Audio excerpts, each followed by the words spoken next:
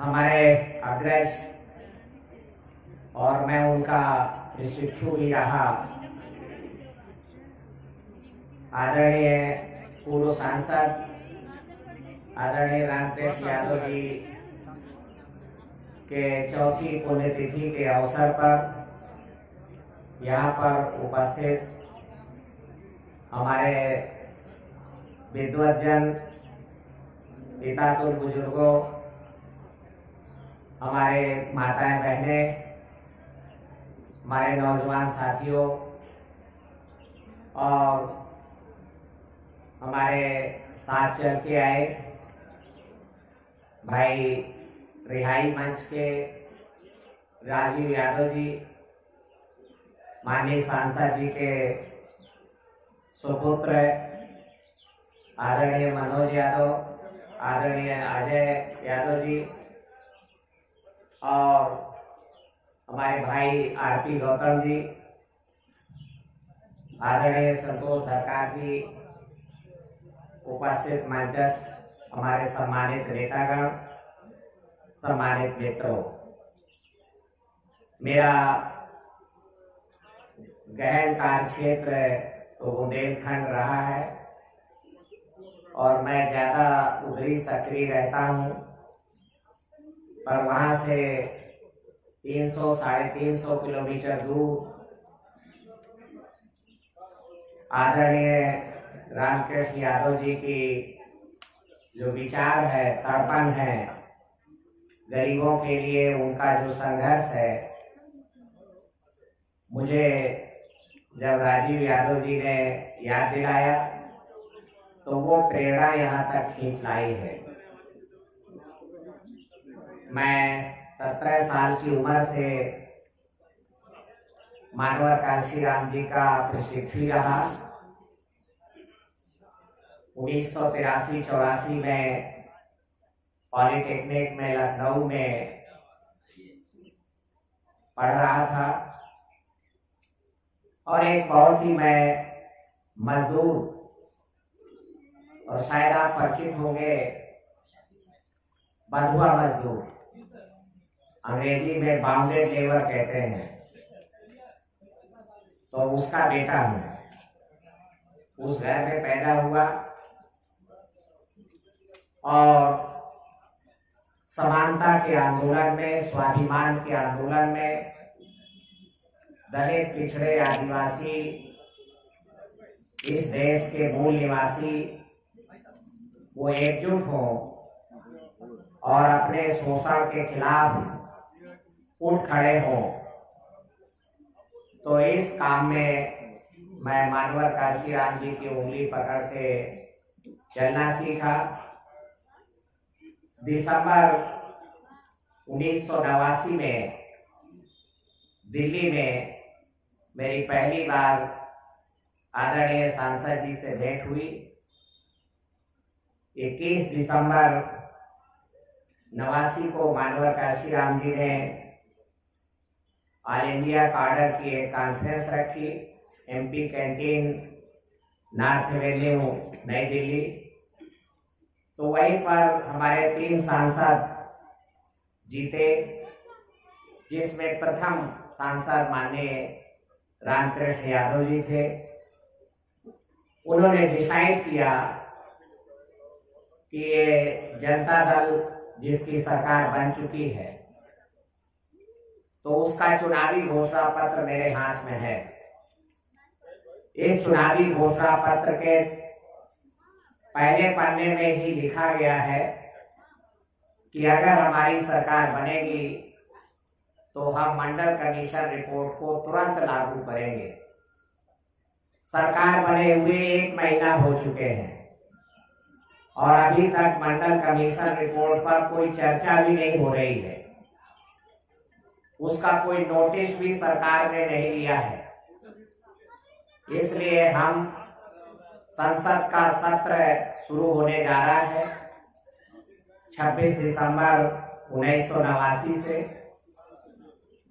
तो हम मंडल रिपोर्ट के लिए बोट क्लब पर धरना देंगे और संसद के अंदर हमारे 3 सांसद लोकसभा में पहुंचे हैं, तो मंडल रिपोर्ट के लिए वो लड़ाई लड़ेंगे।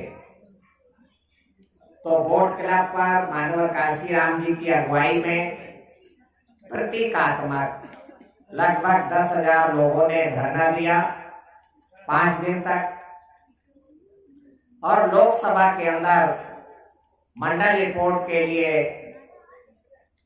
बड़ी आवाज बुलंद किया, मंडल रिपोर्ट लागू करो वरना कुर्सी खाली करो, और बीपी सिंह चुनावी वादे पूरे करो, मंडल रिपोर्ट लागू करो। क्योंकि भाई ये आपका वादा है और आपने घोषणा पत्र में लिखकर हमारे लोगों को आपने वादा किया, बरगलाया, अपनी तरफ खींचा। तो ब्रह्म सरकार की जगह पर छत्री सरकार आ गई है। ब्रह्म सरकार की जगह पर अंग्रेजों के जाने के बाद 40 बरस तक ब्रह्म सरकार, और अभी भी ब्रह्म नियंत्रित सरकारें हैं, अभी भी ब्रह्म नियंत्रित सरकार चल रही है। तो वो सरकार है। तो आप भाई बीपी सिंह चुनावी वादे पूरे करो वरना कुर्सी खाली करो। तो ये शुरू किया। तो मंडल रिपोर्ट के लिए लोकसभा में पहली आवाज अगर बुलंद हुई तो वो माननीय रामकृष्ण यादव जी की थी। मैं इसकी गवाही देना चाहता हूं, क्योंकि मुझे यह भी ध्यान है, शायद आप ही के जिले के थे माननीय चंद्रजीत यादव जी, तो वो कांग्रेस पार्टी से सांसद थे। तो DS4 के प्रोग्रामों में मानवर काशीराम जी उनको बुलाते थे। तो उनसे उन्होंने निवेदन किया कि चंद्रजीत यादव जी आप सोचने विचार के हैं और गरीबों के बारे में, पिछड़ों के बारे में अच्छे ख्यालात रखे हैं, आदर्शशील हैं। तो मंडल कमीशन रिपोर्ट 1980 से संसद में पड़ी हुई है, धूल खा रही है। तो आप मंडल रिपोर्ट को पार्लियामेंट में उठाइए और इस पे बहस कराइए। तो माननीय चंद्रजीत यादव जी, जैसा मुझे मानवर काशीराम जी ने कहा कि उन्होंने अपनी लाचारगी और बेचारगी जाहिर किया, और मेरे नेताओं की लाचारगी और बेचारगी आपको भी पता होना चाहिए। ये बेचारगी आज भी खत्म नहीं हुई है, ये बेचारगी, लाचारगी आज भी जाहिर है। हमारे वर्ग के नेता राष्ट्रीय अध्यक्षों के दबाव में आपकी आवाज विधानसभा और लोकसभा में नहीं उठा पा रहे हैं। तो माननीय चंद्रजीत यादव ने कहा कि काशीराम जी, मैं तो आपका बड़ा शुभचिंतक हूँ, हमदर्द हूँ। आप जब भी मुझे अपने कार्यक्रमों में बुलाते हैं मैं दौड़ा चलाता हूँ, पर आप मेरा नुकसान क्यों करना चाहते हैं? तो काशीराम जी ने कहा, नहीं, मैं तो वो रास्ता दे रहा हूं जिससे आप पॉपुलर हो जाओगे और नायक, लोक नायक, जननायक बन जाओगे। माननीय चंद्रजीत यादव ने कहा कि अगर मैं मंडल रिपोर्ट की बात को, पिछड़े वर्गों को हिस्सा मिलना चाहिए नौकरशाही में और जीवन के दूसरे क्षेत्रों में, अगर ये बात मैं उठाऊंगा तो अगली बार मेरा टिकट काट दिया जाएगा। इसलिए आप मेरा नुकसान कराने का रास्ता मुझे मत बताइए। तो काशीराम जी ने कहा, ऐसी ये टिकट के चक्कर में हमारे लोग दबे हुए हैं और नेता बनकर के भी मुंह सिले हुए बैठे रहते हैं। तो काशीराम जी ने कहा कि अब मुझे जो डिपेंडेंसी है हमारे नेताओं की, दूसरों पर निर्भरता है, खासकर शोषक वर्ग पे निर्भरता है, वो निर्भरता का अंत करना होगा और मुझे अपने नेताओं को सेल्फ डिपेंड बनाना होगा। अपने पैरों पर खड़ा करना होगा और टिकट छापने की मशीन बनानी होगी। ये टिकट के कारण हमारे लोग बंधुआ मजदूर बन जाते हैं। तो उन्होंने 14 अप्रैल 84 को ये टिकट छापने की मशीन, जिसका नाम बहुजन समाज पार्टी, और उन्होंने कहा कि ये टिकट अभी पहले अटेम्प्ट में, पहले प्रयास में ये दिल्ली लखनऊ किसी को नहीं पहुंचा पाएगा, पर अगली बार ये जरूर दिल्ली लखनऊ पहुंचेगा।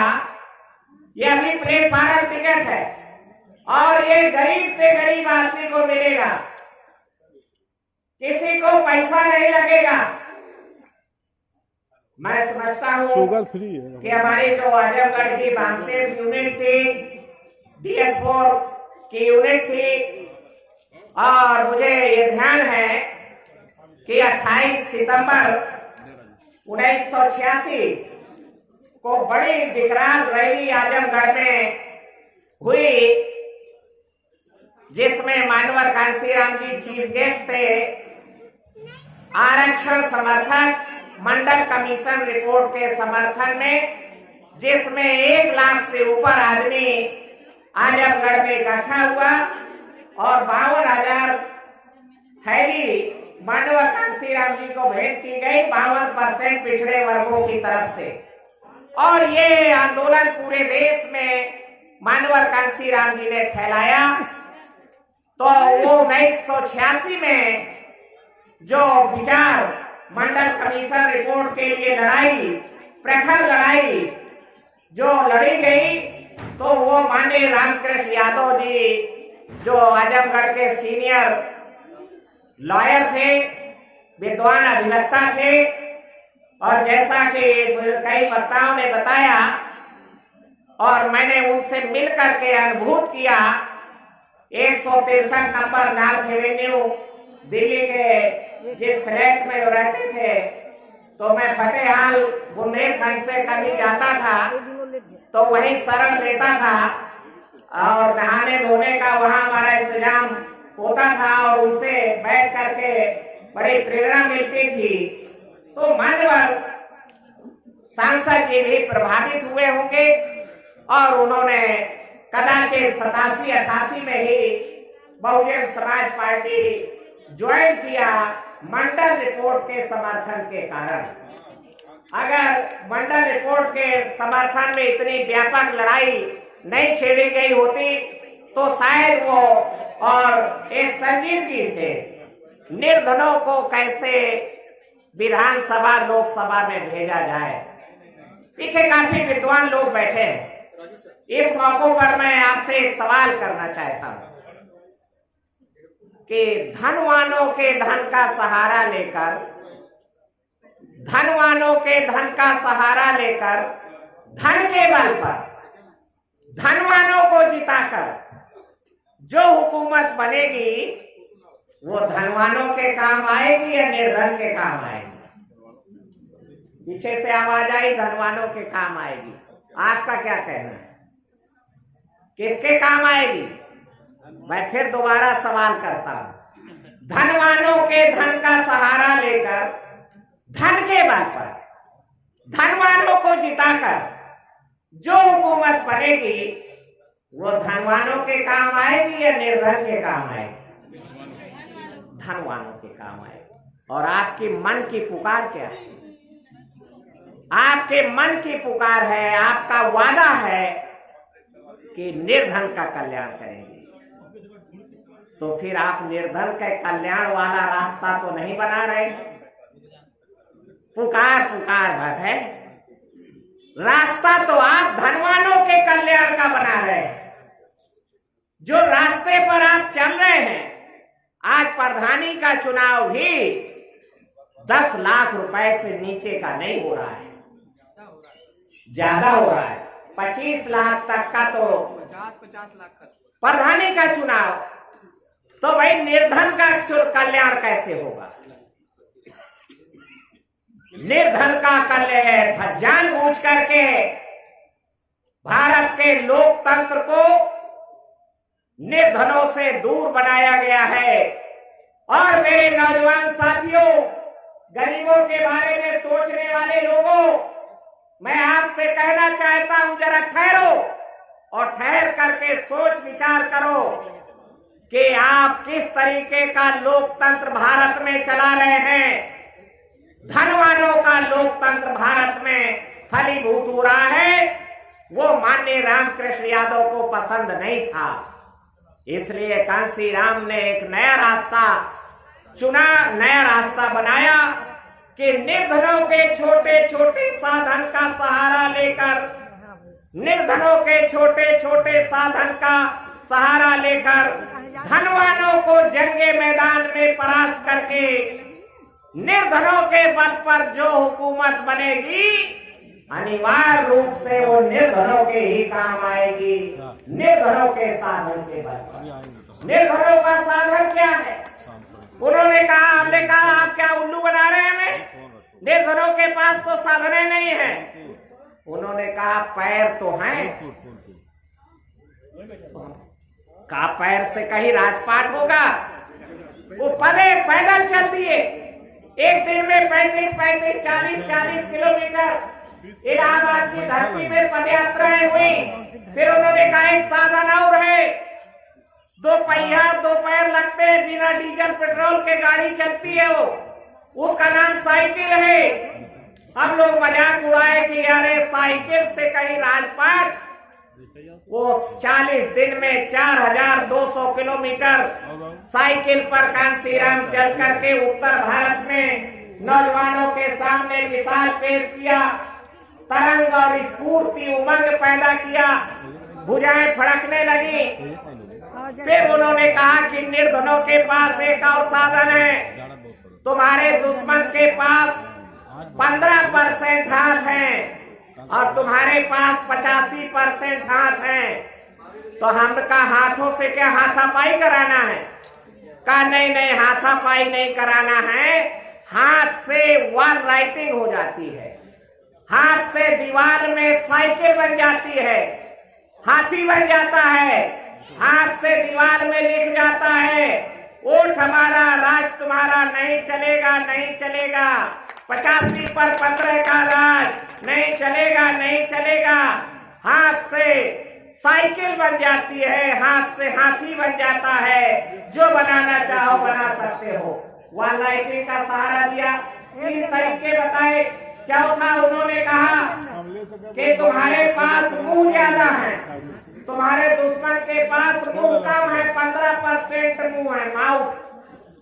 हमका क्या करना है? दांत चबाना है, कहीं मुंह पूछ तरुअल करना है। उन्होंने कहा नहीं, मुंह के अंदर जीव है, मुंह के अंदर जीव है और जीव के अंदर वाणी है। दुनिया में जितनी क्रांतियां हुई हैं ये वाणी से हुई हैं। जन क्रांति खड़ी करो, वाणी से क्रांति खड़ी करो। और हम लोग लग गए इस काम में। माननीय रामकृष्ण यादव जी एक ओजस्वी वक्ता का मार्गदर्शन, वो जब बोलते थे मंच पर तो हमारे रोए खड़े हो जाते थे, रोंगटे खड़े हो जाते थे, भुजाएं फड़कने लगती थी। इतने प्रखर वक्ता माननीय रामकृष्ण यादव जी सांसद जी रहे। मुर्दों में जान डालने का काम वो करते थे, सोए हुए लोगों में तरंग पैदा करने का काम उन्होंने किया। और माननीय राजीव यादव ने मुझसे कहा कि माननीय कांसीराम जी ने मंडल रिपोर्ट की लड़ाई कब से कब लड़ी, उसका जरा ब्यौरा पेश कर दें। तो मैं माननीय सांसद जी को अपनी श्रद्धा अर्पित करते हुए, और मैं 1984 में ही माननीय कांसीराम जी ने मोती झील कानपुर में 28 सितंबर 1984 को बड़े प्रदर्शन किया। लखनऊ में इसी के आसपास मंडल रिपोर्ट के समर्थन में बड़ा प्रदर्शन हुआ और 31 अक्टूबर को इंदिरा गांधी का मर्डर हो गया। उन्होंने कार्यक्रम रोक दिया। 13 नवंबर 84 को चुनाव घोषित हो गया, इंदिरा गांधी के तिरही के दिन, और चुनाव घोषित हो गया। खैर वो कार्यक्रम रुक गया।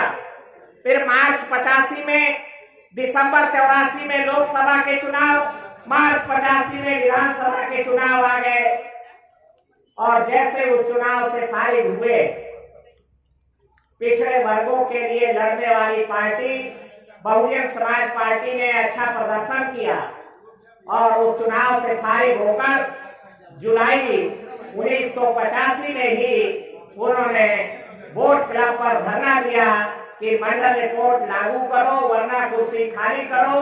1 अगस्त 84 से 14 अगस्त 84 दिल्ली में जेल भरो आंदोलन 14 दिन का चलाया गया, जिसमें 10 अगस्त 84 को हम खुद जेल गए जब गिरफ्तारी किया थाना राम मंदिर में।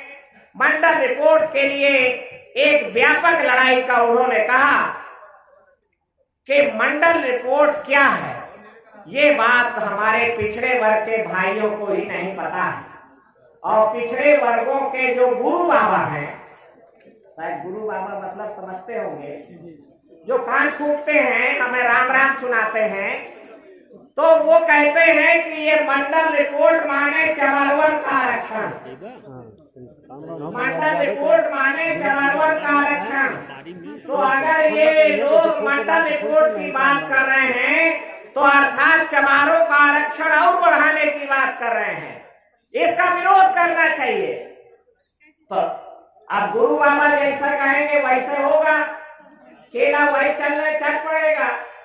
तो मानवर काशीराम जी ने कहा कि पिछड़े वर्ग के प्रोफेसर, पिछड़े वर्ग के वकील, पिछड़े वर्ग के डॉक्टर, पिछड़े वर्ग के युवा जो यूनिवर्सिटी में हैं, उनको समझाया जाए, बताया जाए, मंडल रिपोर्ट का पंपलेट और किताब छापी जाए, बताया जाए कि मंडल रिपोर्ट चमारों का आरक्षण नहीं है, मंडल रिपोर्ट 52% आबादी वाले पिछड़े वर्गों को सरकारी नौकरी में हिस्सा दिलाने की बात है।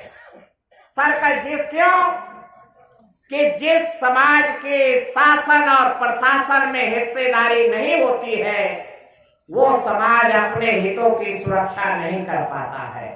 और जो समाज लंबे अरसे तक अपने वर्ग के हितों की रक्षा नहीं कर पाता, वो गुलाम बनकर रह जाता है। और यही कारण है कि जो चमार का लौंडा गांव में यादव जी को सैल्यूट मारता है, वो यादव जी निकलते हैं तो खटेली छोड़ के खड़ा हो जाता है, पर चमार का लौंडा पढ़ लिख करके कप्तान बन जाता है, क्योंकि चमारों को 1932 से आरक्षण मिल गया। वो लड़े तो मिल गया, पिछड़े वर्ग के लोग नहीं लड़े तो उन्हें नहीं मिला। तो पिछड़े वर्ग के लोग एक भी कप्तान 1984 तक नहीं थे, एक भी कलेक्टर बनने लायक IAS पिछड़े वर्ग के लोग 1984 तक नहीं, ऐसा हमें काशीराम जी ने आंकड़ा निकाल के बताया। तो पिछड़े वर्ग के लोग ज्यादा से ज्यादा माननीय राम नरेश यादव जी का सहारा पाके, माननीय कर्पूरी ठाकुर का सहारा पाके पुलिस कप्तान व पुलिस सिपाही या पुलिस दरोगा बन जाते हैं, और दरोगा से आगे कुछ ही नहीं पाते हैं। तो फिर वही उल्टा होता है, वहां जाके वो चमार का लड़का पुलिस कप्तान है तो यादव जी का लड़का वो चमार को सैल्यूट मारता है कि सर कप्तान साहब मैं दरोगा और आपको सैल्यूट। गांव में उल्टा है। तो काशीराम जी ने कहा कि भाई मैं सैल्यूट लगाने वालों को सैल्यूट लेने वाला बनाना चाहता हूं कि आप भी मैं सैल्यूट ले सकूं। सैल्यूट लगाते रहोगे? नहीं, सैल्यूट ले सकते हो, आपकी संख्या ज्यादा है, पर लड़ोगे तो मिलेगा। माननीय अखिलेश जी आज लड़े तो आज प्रधानमंत्री बनने लायक है, और नहीं लड़ रहे हैं तो वो मुख्यमंत्री से फिसल गए। इसलिए इस मौके पर मैं आपसे कहना चाहता हूं कि जो काम हमारे हित का है, अगर कोई न करे तो वो काम हमें करना चाहिए, लायक लोगों को करना चाहिए। अगर कोई न करे तो फिर हमें जरूर करना चाहिए, जो सोच विचार कर सके उसको करना चाहिए। तो माननीय कांसी राम जी ने पिछड़े वर्गों को मंडल रिपोर्ट समझाने के लिए जुलाई 1985 से आरक्षण समर्थक 500 संगोष्ठियां, 5 बड़े सेमिनार देश भर में आयोजित किए और जब वो 10 महीने बाद वो कार्यक्रम पूरा हुआ तो 14 अप्रैल 1986 से उन्होंने कहा कि मंडल रिपोर्ट अब पिछड़े वर्ग के नौजवान समझ गए, पिछड़े वर्ग के वकील साहब समझ गए, पिछड़े वर्ग के डॉक्टर इंजीनियर समझ गए, अब जनता को समझाया जाए। तो जनता को समझाने के लिए 14 अप्रैल 1986 से आरक्षण समर्थक रैलियां, ऐसी 250 रैलियां, जनसभाएं, साइकिल प्रचार यात्रा, पद यात्रा, प्रचार यात्रा के माध्यम से उन्होंने जन जन तक उत्तर भारत में समझाने का अभियान चलाया। और जब यह अभियान चल चुका तो तीसरे चरण में उन्होंने कहा कि भाई अब केवल समझाने से बात जनता हमारी समझ गई, अब सड़कों पर लड़ाई लड़ना होगा। तभी राजीव गांधी प्रधानमंत्री ने बयान दिया कि मंडल रिपोर्ट की नोटिस मैंने लिया है, आईबी की रिपोर्ट मेरे पास है, पर मंडल रिपोर्ट के लिए पब्लिक ओपिनियन तैयार नहीं है, जनमत नहीं तैयार है, इसलिए मंडल रिपोर्ट लागू नहीं की जा सकती है। तो माननीय कांसी राम जी ने कहा, अरे राजीव गांधी, मंडल रिपोर्ट पे जनमत है कि नहीं यह मैं तुम्हें दिखाता हूँ। तो उन्होंने कहा कि हर जगह पर 52,000 की रैली होगी और 52,000 आदमी के द्वारा 52,000 रुपया इकट्ठा करके इस आंदोलन को कामयाब बनाने के लिए थैली भेंट की जाए। 13 सितंबर 1986 से जालौन उरई से अभियान शुरू किया गया, जो 28 सितंबर को, जहां तक मुझे ध्यान है, वो आजमगढ़ और फैजाबाद और गोरखपुर, बनारस, हर मंडल मुख्यालय में इस तरीके के बड़े बड़े रैलियां आयोजित हुई। और जब रैलियां आयोजित हुई तो फिर उसके बाद वो 1989 के चुनाव में उसका परिणाम भी मिला और 3 सांसद जीत के पहुंचे। तो मंडल रिपोर्ट की लड़ाई जो माननीय चंद्रजीत यादव नहीं लड़ सके, वो माननीय रामकृष्ण यादव ने लड़ने का काम किया। क्योंकि कांसी राम जी ने कहा कि मैं राजीव गांधी नहीं हूँ कि मंडल रिपोर्ट के लिए लड़ोगे तो मैं टिकट काट दूंगा। जो भी मेरा सांसद मंडल रिपोर्ट की लड़ाई नहीं लड़ेगा, मैं उसका टिकट काट दूंगा। जो भी मेरा विधायक मंडल रिपोर्ट की लड़ाई नहीं लड़ेगा, मैं उसका टिकट काट दूंगा। तो 13 विधायक हमारे उत्तर प्रदेश की विधानसभा में थे, तो उन्होंने विधानसभा में इस मुद्दे को उठाया और लोकसभा में जो 3 सांसद थे उन्होंने इस मुद्दे को उठाया। तब भी वीपी सिंह ने मंडल रिपोर्ट नहीं लागू किया। तब उन्होंने कहा कि हमें उंगली जरा टेढ़ी करनी होगी, सीधी अंगुली से घी नहीं निकलता है। तो 14 अप्रैल 90 से 31 मई 90 तक 48 दिन लगातार लगभग 5 लाख आदमी दिल्ली के बोट क्लब में प्रतिदिन मंडल रिपोर्ट के समर्थन में धरना दिए। 26 मई 1990 को 26 मई 1990 को तो चौधरी ब्रह्म प्रकाश जो दिल्ली के बड़े नेता, तो उन्होंने एक पिछड़ा वर्ग सम्मेलन बुलाया और फिक्की ऑडिटोरियम के पास, उसमें कांसीराम जी भी थे। हम लोग मंडी हाउस चौराहे पर धरना दे रहे थे, तो हमें आदेश मिला कि वहां पहुंच जाइए। हम गए तो वहां पर संचार मंत्री वीपी सिंह को आना था, वीपी सिंह तो नहीं आए। संचार मंत्री रामविलास पासवान आए, उनका लव लेटर लेके, और लव लेटर लेके उन्होंने कहा कि मंडल रिपोर्ट पे हम एग्जामिन ले रहे हैं। वीपी सिंह ने लिखा कि मंडल रिपोर्ट पे मैं एग्जामिन ले रहा हूँ और जैसे एग्जामिन होगा तो हम मंडल रिपोर्ट के बारे में सोचेंगे। क्या करेंगे? सोचेंगे। भाई 3000 साल से हमारे बारे में सोच रहे हैं, आपके बारे में सोच रहे हैं, वो सोच ही रहे हैं। भगवान राम भी सोचते थे, सोच ही रहे थे। तो मानवर काशी राम जी ने माइक खींचा और उन्होंने कहा कि नहीं, अब मुझे उंगली टेढ़ा करना पड़ेगा। बीपी सिंह की कुर्सी का एक पाया देवीलाल, अगर मैं देवीलाल को हिलाता हूँ तो बीपी सिंह की कुर्सी हिलती है, और जब बीपी सिंह की कुर्सी हिलती है तो मंडल रिपोर्ट लागू होती है।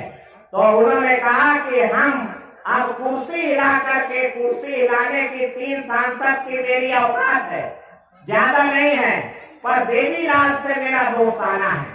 और हरियाणा में हर लोकसभा सीट में 2.5 लाख चमारों के वोट है, और हर विधानसभा सीट पर 50,000 हमारे वोट हैं।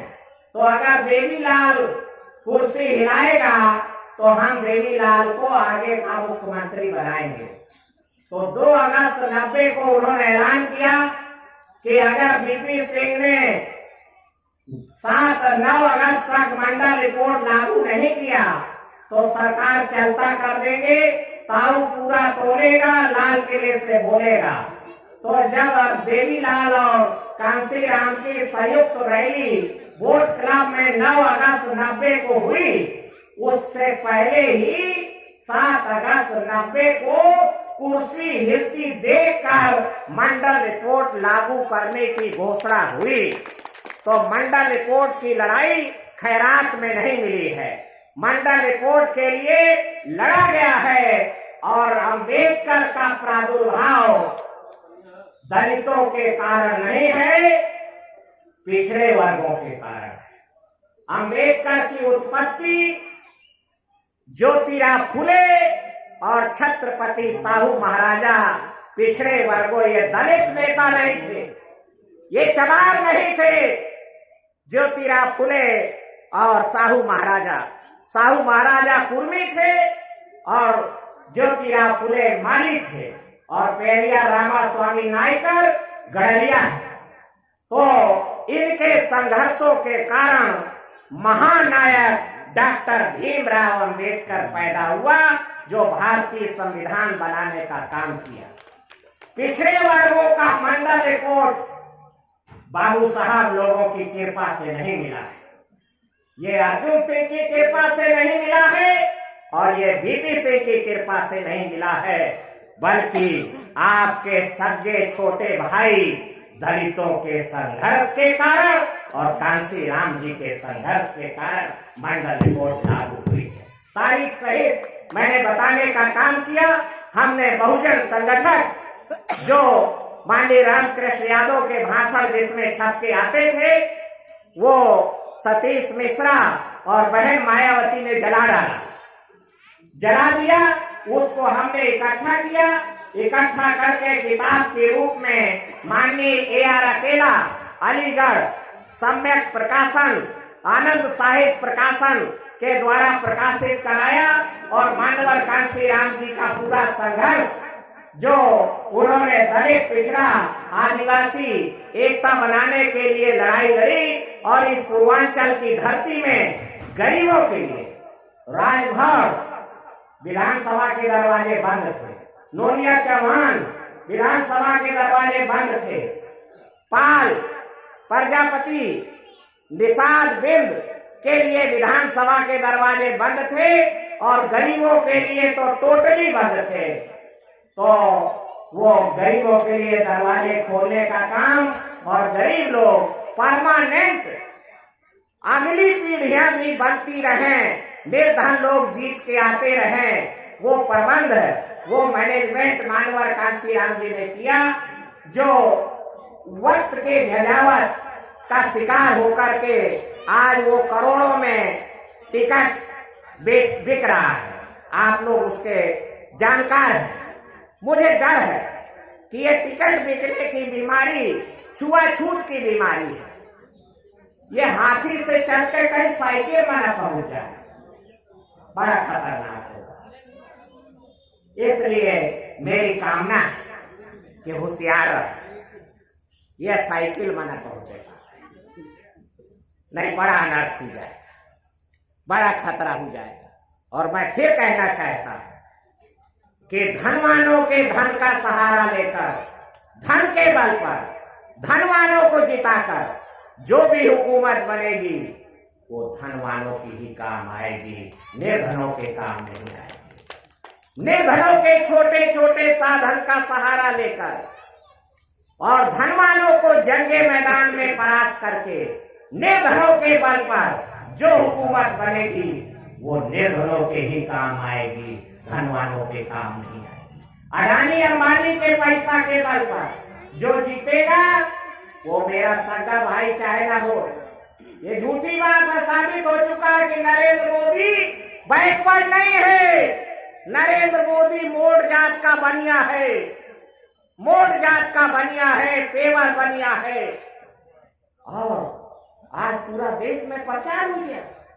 हमारे नीतीश बाबू सबसे पहले प्रचार किए कि अरे वो बैकवर्ड का है, अरे वो बैकवर्ड नहीं है। और आपसे वादा था 2017 में कि हम मुख्यमंत्री बनाएंगे बैकवर्ड का, हर जात से वादा किए और नहीं बनाए, ठेका दिखा दिए। और गोरखनाथ का मंदिर से चल के सचिवालय, ये साबित हो चुका है कि बड़ी पावर देवालय में नहीं है, बड़ी पावर सचिवालय में है, मंत्रालय में है। देवालय में तुम्हें आजादी दे, राम मंदिर में लगाओ परिक्रमा, लगे रहो। अब वे लूट रहे हैं मंत्रालय, अब वे सचिवालय। इसलिए ये हंस करके बातें ना निकालिए और इसको गांव गांव जन जन तक पहुंचाइए। 300 किलोमीटर चल के मैं इसीलिए आया हूँ कि आपकी तरंग को माननीय रामकृष्ण यादव जी के गरीबों के लिए जो हुंकार थी, जो पुकार थी, उनके जो विल पावर और उनके जो मन में उद्गार थे, वो उद्गार को पुनः याद करें। मुझे अच्छा लगा, वो बिटिया ने बहुत अच्छा अपने बाबा के बारे में विचार व्यक्त किए। मुझे उम्मीद है वो बिटिया बाबा के बताए रास्ते पर चलेगी। ये लड़का भी यहाँ आया और उसने बाबा को याद किया। मैं दोनों को शुभाशीष देते हुए और कामना करते हुए कि माननीय रामकृष्ण यादव जी का जो संघर्ष है, मैं माननीय राम नरेश यादव जी मुख्यमंत्री थे 78 में, मैं 7वीं में पढ़ता था, तो मैं उस समय भी बड़े गंदे गंदे नारे सुने। बसें जला दी गई, आरक्षण होगा वर्गों पर तो ये और आरक्षण ये होगा, और खैर वो गुजरे दौर की बातें हैं। आज हमें पुनः नए सिरे से संघर्ष के रास्ते पर चलना होगा। मांगे जोरे को न दे हमें, और कोई फ्री फंड में नहीं। हम लड़ेंगे तो हमारे बच्चों को मिलेगा। और तुम अगर आसरा लगाए बैठे रहे कि हमें मांगे से चुप्पा रहे से मिल जाएगा, तो आपका हक तो चला ही गया है। आगे के बच्चों की भी लाइन बंद कर देंगे, पढ़ाई रोक दे रहे हैं। अब केवल कुछ ही परिवार जिनके पास कॉन्वेंट में हमारे वर्ग में और नर्सरी विद्यालय में पढ़ाने की व्यवस्था है, उन्हीं के बच्चे पढ़ लिख पा रहे हैं। अन्यथा बाकी पढ़ाई प्राइमरी की भंडा सराद है। कह रहे हैं मिड डे मील खाओ, थाली बजाओ, घरे जाओ। अपने लड़कन को जवाहर नवोदय विद्यालय में पढ़ा रहे हैं बाबू साहब लोग, और केंद्रीय विद्यालय में पढ़ रहे हैं उनके बच्चे, कॉन्वेंट स्कूल में पढ़ रहे हैं उनके बच्चे, और हमारे बच्चों को कह रहे हैं प्राइमरी में पढ़ाओ। अब पढ़ाओ कम, खाओ ज्यादा, मिड डे मील खाओ, थाली बजाओ, घरे जाओ। और जब परीक्षा होती है दानेदार बनने की, कलेक्टर कप्तान बनने की, डॉक्टर इंजीनियर बनने की, तो प्रश्न पत्र एक समान मिलता है। जवाहर नवोदय विद्यालय में पढ़ने वाले बच्चे को भी वही प्रश्न पत्र, अब प्राइमरी में पढ़ने वाले बच्चे को भी वही प्रश्न पत्र। तो जो अमीर का बच्चा है वो खटाखट लिख देता है, नौकरी लपक लेता है, और जो गरीब का, मजदूर का, किसान का बच्चा है वो 20, 25, 50 सवाल हल कर पाता है और उसके हाथ से नौकरी छटक जाती है। इसलिए हम लोगों ने सोचा, माननीय रामकृष्ण यादव की विचार की छाया में, विचार की रोशनी में हमने ये सोचा कि जब भाई परीक्षा एक समान है तो भाई शिक्षा भी एक समान होनी चाहिए, शिक्षा भी एक समान होनी चाहिए। अफसर हो या मजदूर किसान, सबकी शिक्षा हो एक समान। वन नेशन वन एजुकेशन, क्योंकि एग्जामिनेशन एक समान। तो जब एग्जामिनेशन एक समान है तो वन नेशन वन एजुकेशन। और तुम भाई बात कर रहे हो वन नेशन वन इलेक्शन की, ठीक है, वन नेशन वन इलेक्शन तुम्हें संविधान बदले पड़ी, तय बना पाई हो, तो पर वन नेशन वन एजुकेशन तो हमारी जरूरत है, हमारी पुकार है, इस देश की आवश्यकता है। नहीं ये दोगलाएं करते रहेंगे, हमेशा हम छुआ छुआवल का खेल खेलते रहेंगे, हम आगे पढ़ाई पढ़ेंगे तब तक वे और ज्यादा आगे की पढ़ाई पढ़ लेंगे, फिर हमारे लड़कन को पछाड़ देंगे।